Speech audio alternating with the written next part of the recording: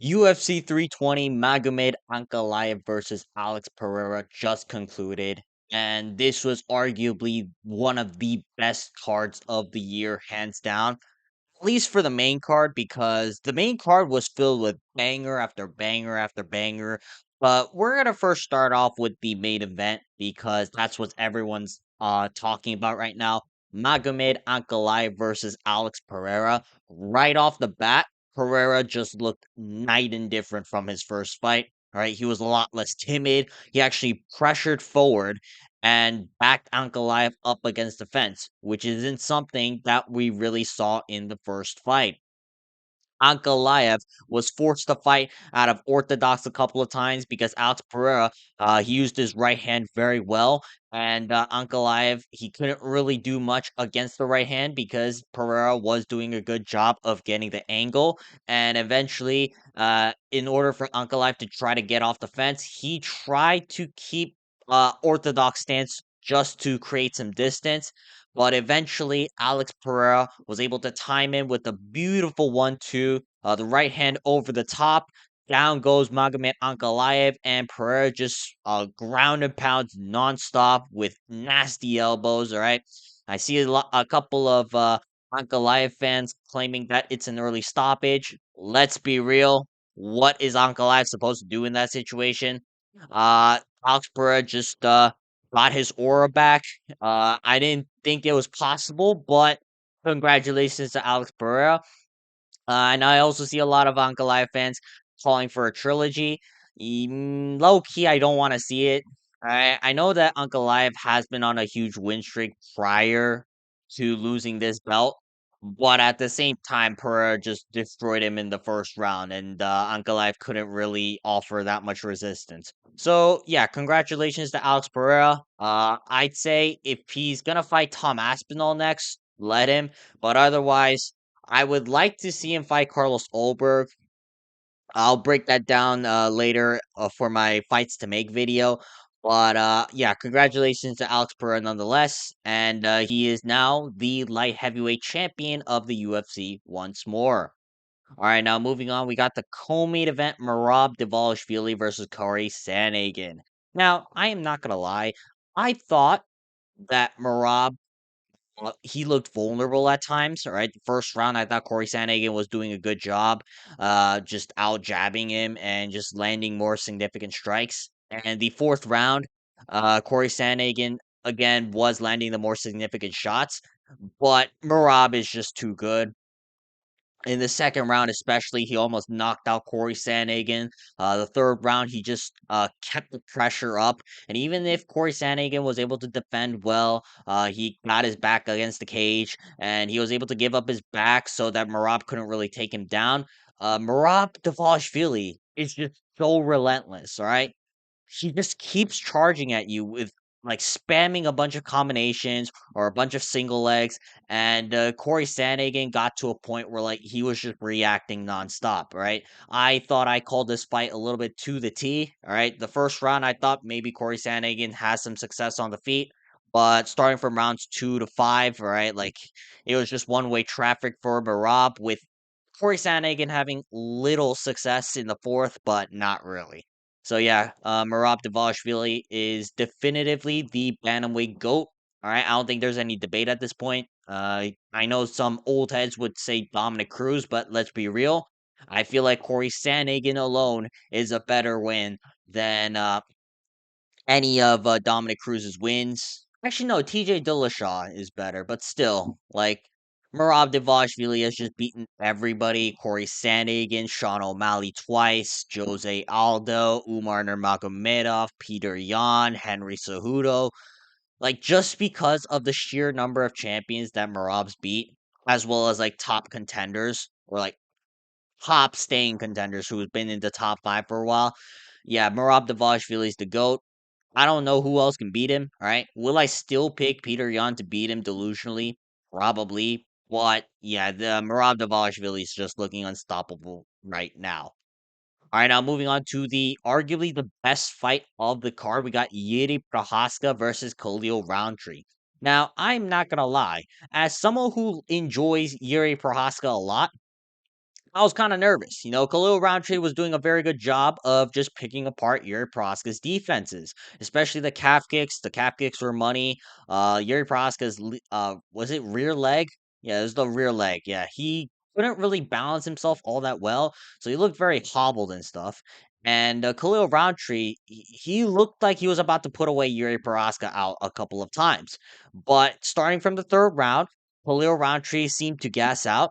And then once Roundtree gassed out, Yuri Prohaska just went full pedal to the metal and started to absolutely maul Khalil Roundtree Jr., right? And in the clinch, Khalil Roundtree tried to get him in because like Yuri Prohaska was just stinging him with so many punches. But even then, Prohaska was landing some nasty elbows up the top, and Roundtree eventually had to fold.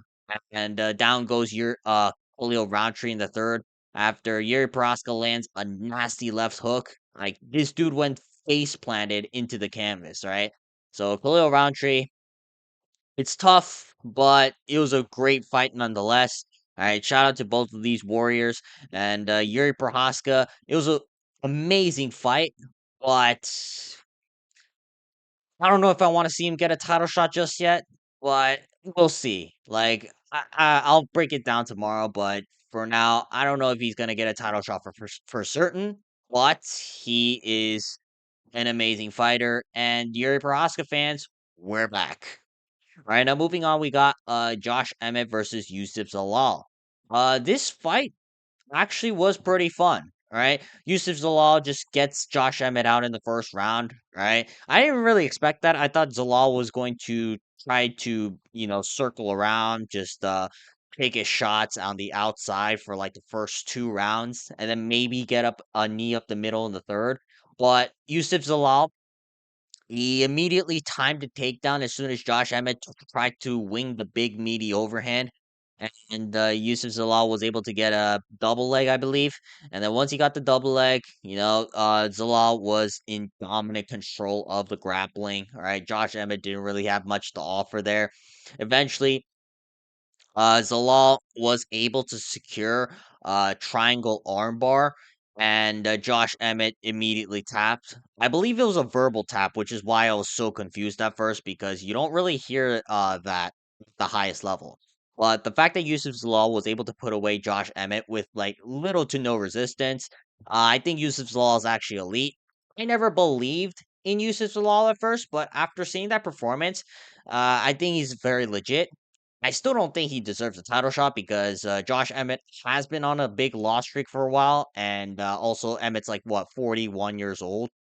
So I would love to see Yusuf Zalal get like one, maybe two more fights, but yeah, I don't think he deserves a title shot off this. But he's proven that he's elite level, so give him a sizable jump up. I'd say somewhere like maybe like a Yair Rodriguez. I think that would be an interesting fight. But yeah, Yusuf Zalal, he's good, and I think he's going to be a mainstay in the top five at least for quite some time. All right, now moving on, we got Abus Magomedov versus Joe Pyfer. This went about as how I expected. All right, Abus Magomedov in the first round was dominating the grappling. Pyfer, to be fair, I don't know why he engaged with the takedown, but he did, and Abus Magomedov was able to instantly reverse himself. He got a couple of reversals, and he was able to take down Joe Pyfer with his own takedowns and just secured the first round via control and landing some ground and pound shots. But starting from the second round, Joe Pyfer started to press the action. He stung Abus Magomedov a couple of times before getting it to the fence. Abus Magomedov tried to take him down again, and he was about to succeed. But then Joe Pyfer was able to reverse position, and from there he was just beating the crap out of Abus. And a nasty ground and pound, and eventually he was able to get to the back of Abus Magomedov to secure himself a rear naked choke. Joe Pyfer doesn't really show off his grappling all that often, but I feel like this was one of the fights where like he reminded us that he has grappling in his back pocket.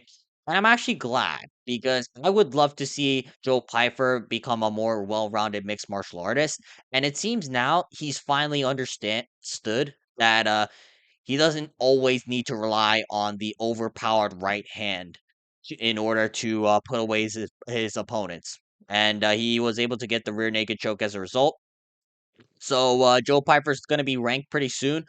I think he's going to be a mainstay in the rankings for quite some time. All right. I know he lost to Jack Hermanson before, but I think Joe Piper is much more well rounded than when he fought Jack Hermanson. So I would love to see Joe Piper get a jump up in the rankings. Maybe give him like a Roman Dolidze, see if Joe Piper can crack the chin of Roman Dolidze.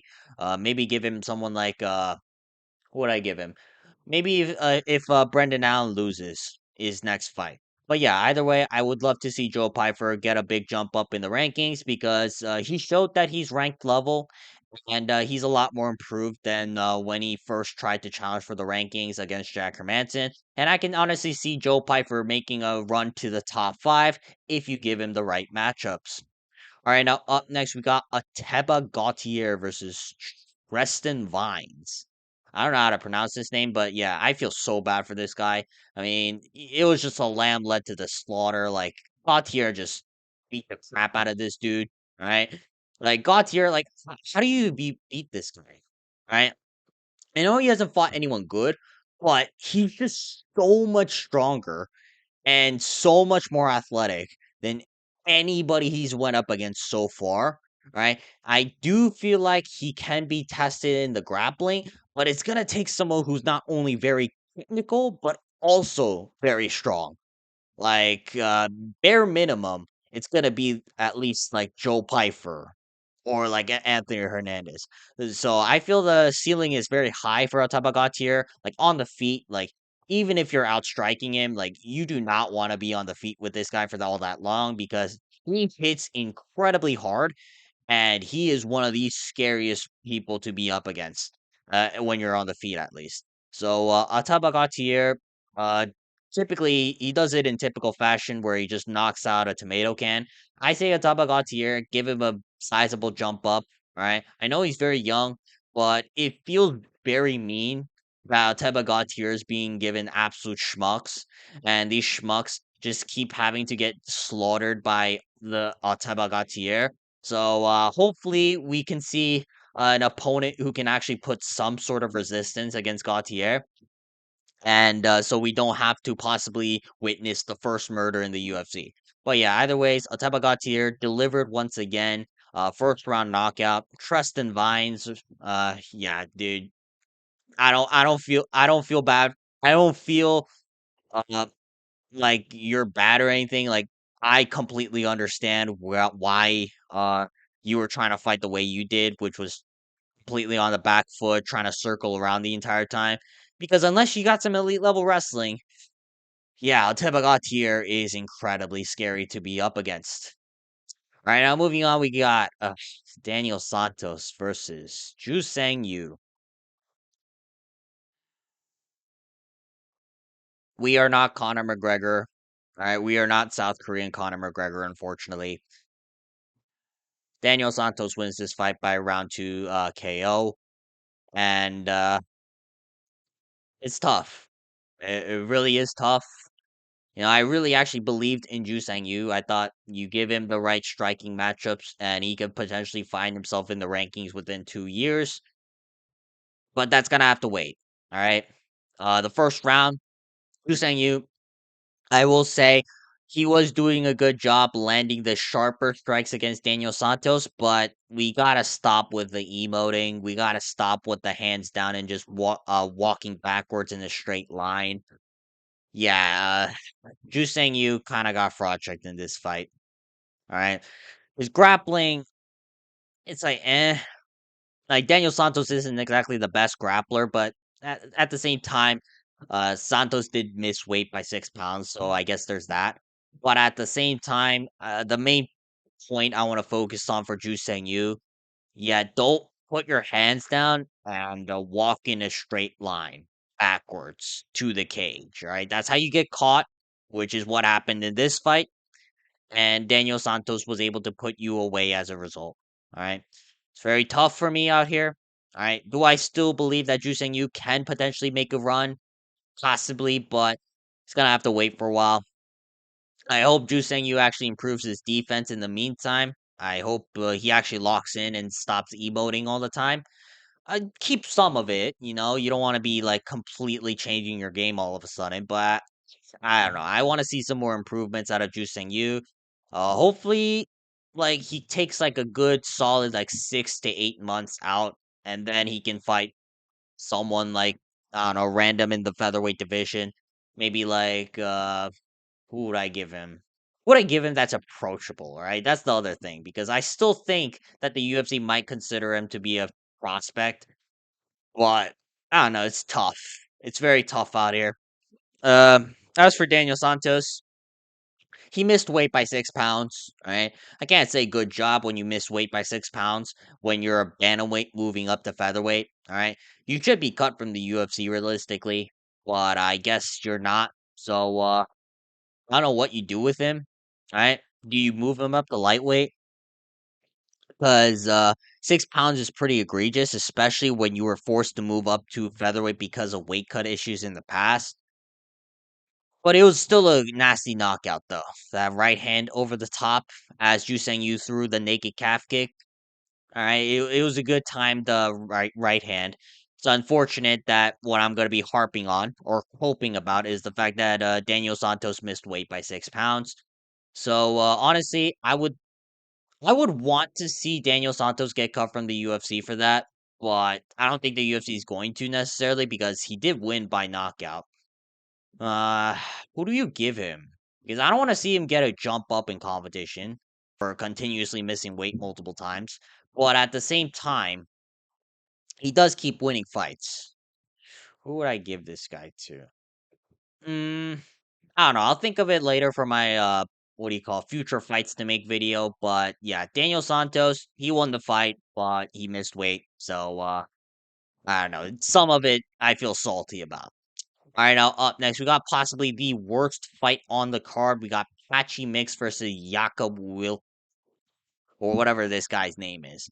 Now, I honestly thought that Patchy Mix won the last 2 rounds, but at the same time, why is Patchy Mix going to a split decision against Jakob Wicklax or whatever? Right? Jakob Wicklax, he's not that good, right? Other than the guillotine, there was nothing he really offered in the grappling. And on the feet, like, yeah, he was outstriking Patchy Mix, but after watching this fight, I realized it's not that hard to outstrike Patchy Mix, right? Will Patchy Mix probably beat me up on the feet? Possibly. He is technically a former Bellator champion, and he is technically a UFC fighter, but I don't know. I feel the delusion that I could possibly beat him up in a stand-up fight. All right. I should not have that delusion. Yet Patchy Mix performed so egregiously horrible that I am having that delusion as I'm speaking to you guys right now. So Patchy Mix, at this point, you just cut him from the UFC. I don't know what you do with him because Jakob Wicklax was supposed to be a layup for this guy, and yet Patchy Mix has not shown any sort of improvement since his fight with Mario Bautista. He still looks just as stiff. His grappling is mediocre at best, all right? He can get some takedowns in, but he doesn't really know how to get past the guards of like anybody who's like UFC caliber. So Patchy Mix just cut him from the organization. There's nothing really much to say about him. And as for Jakob Wicklax, all right, I guess he won. Do I think he's all that good? Not really. All right. Like he kind of looked also pretty stiff as well. And his takedown defense is kind of a concern, but he did win, so I guess he's gonna get a jump up in competition. I'd say I don't know. Just give him anyone random, like in the middle of the bantamweight division. All right. I don't think either of these guys are all that good. These guys already had the worst fight of the night, hands down. And there were two WMMA fights that were lackluster decisions. So I don't really care for either of these guys. And Jakob Wicklax, I guess he gets to stay at least because he won this fight. And as for Patchy Mix, just cut him. Straight up, just cut him. All right, now up next we got Edmund Shabazian versus Andre Muniz. Edmund Shabazian just folded up Andre Muniz like a lawn chair. Now I will say this: Andre Muniz was having some success on the feet. All right, he cracked Edmund Shabazian a couple of times with the left hand, but once Andre Muniz thought that he was an elite level striker and tried to pressure forward, that's when Edmund Shabazian was like, "Wait, why is this guy trying to strike with me for this long?" Popped a 1-2 down the pipe. Down goes Andre Muniz. Uh, and he couldn't offer any sort of resistance from there. All right. Edmund Shabazian just put him away in the last 2 seconds of the first round. All right. Buzzer beater KO. And Edmund Shabazian, all right, even though he hasn't fought the best levels of competition, he is now on a 3 fight win streak, and he seems a lot better compared to when he was the prospect, like that was making waves in the middleweight division. Right, it seems like Edmund Shabazian's having a little bit of a resurgence. So hopefully Shabazian gets a jump up in competition. Again, it's Andre Muniz, so I don't know how meaningful that of a win that is, but he put him away in the first round, which is what you should be doing to Andre Muniz if you are a capable striker. So Edmund Shabazian gets the job done pretty effortlessly, and I think it's time for Edmund Shabazian to be in discussions of possibly getting someone just outside of the rankings, if not someone who's like in the number 15 spot. Right now, up next, we got Punahili Soriano versus Nikolai Beretetnikov. Yeah, this fight was awful, right? Now, the first round, Punahili Soriano dominated Nikolai Beretetnikov, just repeatedly taking him down. Nikolai Beretetnikov does not have any sort of takedown defense. His takedown defense essentially is a guillotine, and Punahili Soriano was doing a good job of just switching from a single to a double leg and then high crotching every time.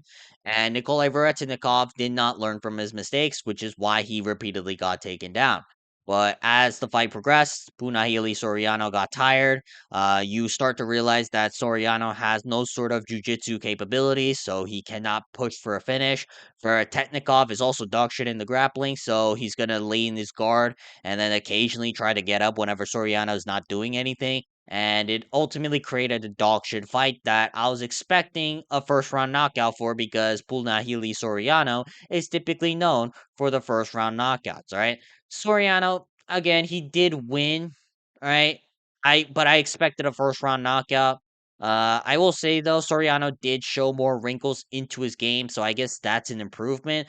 But it's not for Soriano, right? I feel that Soriano should use the wrestling more sparingly because it seemed like he was getting tired very quickly from just repeatedly trying to take down Veretetnikov. And I understand that Veretetnikov essentially has never wrestled in his life, but at the same time, that's not Soriano's game. So I feel like Soriano could have just shot less takedowns and then kept the fight standing. And I feel like there would have been a more exciting fight. So it was a pretty uneventful fight. I guess it was impressive considering I didn't think Soriano had the wrestling capabilities, but yeah, it was just very uneventful. And if he's gonna continue to fight like this, then it's gonna be hard to really watch future Punahili Soriano fights. So I pray that doesn't happen. All right, now up next we got Macy Chiasson versus Yana Santos. I was very disappointed in this fight. All right, I picked Macy Chiasson to win, and Yana Santos was somehow able to do very well against Meiji Sasson, especially in the early rounds where Yana Santos just bullied her up against the fence, repeatedly threw knees in the clinch. She was the one being more aggressive with the low kicks, with the 1-2s. Meiji Sasson didn't really throw much of anything. She just kind of stood there. And the weird thing was, even though Chasson was the much bigger fighter in terms of height and frame, she did not really know how to use her height and frame correctly. Like she just like instantly entered the clinch every time Yana Santos was either trying to charge up or like Macy Chasson, she just threw a naked jab and then immediately got into the clinch for no apparent reason. All right, now in the third round, I thought Macy Chasson was doing a very good job. You could have argued it for a 10-8, but it's kind of rare to see women's MMA fights get a 10-8. So I don't know. It was a very an okay fight, right? I wouldn't say it was complete dog shit, but there's only so much you can expect from women's bantamweight fights that are not championship level bouts. So I don't know. I still can't believe that Yano Santos won. Like, it wasn't that long ago when Yana Santos took 38-year-old Misha Tate to a competitive decision. All right. I don't think Misha Tate's should he be even in the UFC at this point. Yet Yana Santos couldn't finish her off, and it was pretty close. Uh, what do you do with this? All right.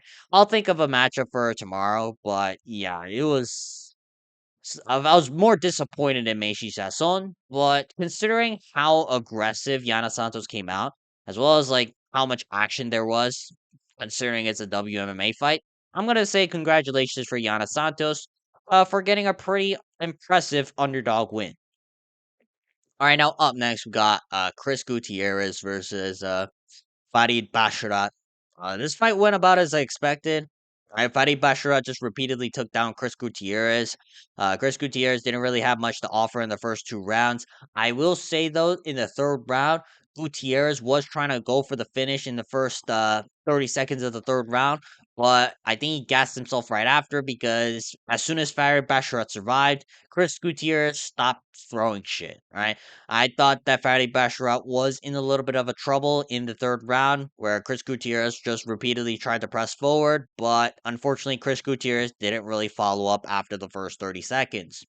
As for the first two rounds, though, it was typical Fatty Basharat, just kind of just landing peppermint strikes. He did land some hard shots, I will say, but nothing really home to write about. Right? There was no knockdowns in this fight, in case you're wondering, because it is a Fateh Basharat fight. And Fateh Basharat overall, I will say this. Right? He's good, but I don't know why so many people are hyping him up as like a future rank contender. Right? I don't think he even gets to the rankings. Let's be real. Like I would pick like a couple of guys just outside the rankings, maybe like bottom of the top 10 or like top 15 to be more specific. Like I will pick any of those guys to beat Fadi Basharat because he just has no finishing capabilities. He just kind of throws peppermint strikes. And when he does take you down, he has no sort of submission threat. He has no sort of ground and pound. He just kind of holds you down there for like a minute or so before you get back up.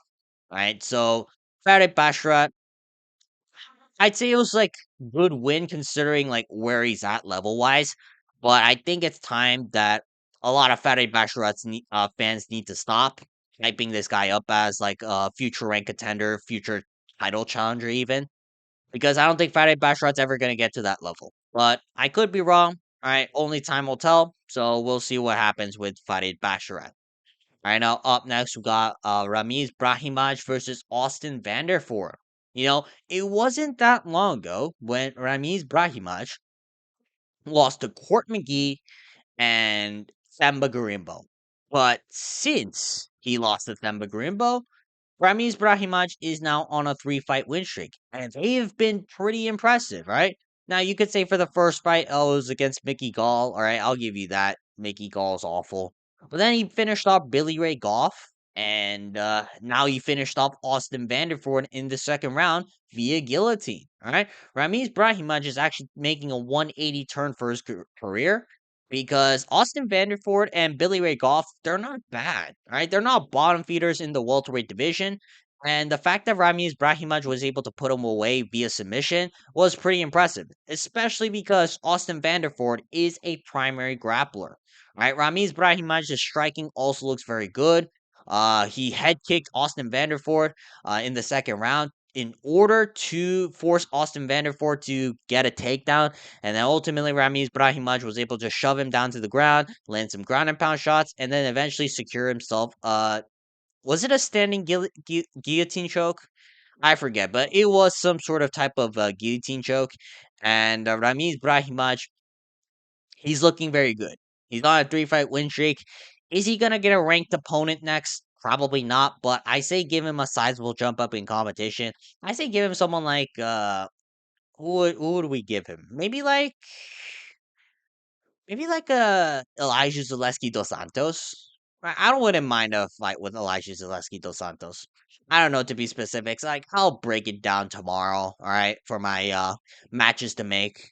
But for now, Ramiz Brahimaj, celebrate your win because this was a pretty good win. Even though I picked you to beat Austin Vanderford, yeah, you were an underdog because you did lose to Court McGee and Themba Garimbo not that long ago. But yeah, Ramiz Brahimaj is actually looking pretty good.